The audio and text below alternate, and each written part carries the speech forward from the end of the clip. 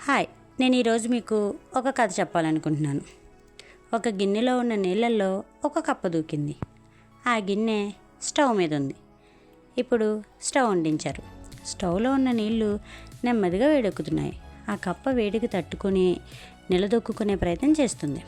వేడికి తగ్గ విధంగా తనను తాను మలుచుకుంటుంది, కానీ బయటికి దూకే ప్రయత్నం చేయడం లేదు. గిన్నెలో నీళ్లు మరిగే స్థితికి వచ్చేటప్పటికి వేడిని తట్టుకునే దాని శక్తి సన్నగిల్లిపోసాగింది.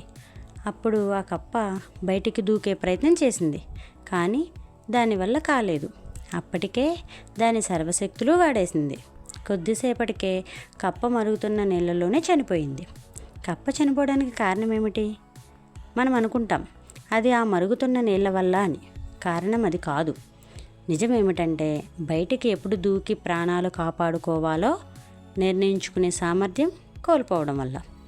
ఇందులో ఏ అనుమానం లేదు. ఆ కప్పలాగానే మనం మన స్నేహితులు, బంధువులతో సమయానుకూలంగా సర్దుకోక తప్పదు. కాబట్టి ఒక సమస్యను ఎంతకాలం భరించాలి, ఎప్పుడు వదులుకోవాలి అనేది అర్థం చేసుకోవాలి.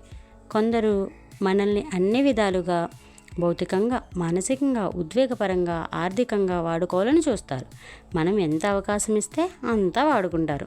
అయితే ఎప్పుడు వాళ్ళు కబంధ హస్తాల నుండి బయటపడాలో తెలుసుకోవాలి. మన శక్తి సన్నగిల్లోలోపు బయటపడడం ముఖ్యం.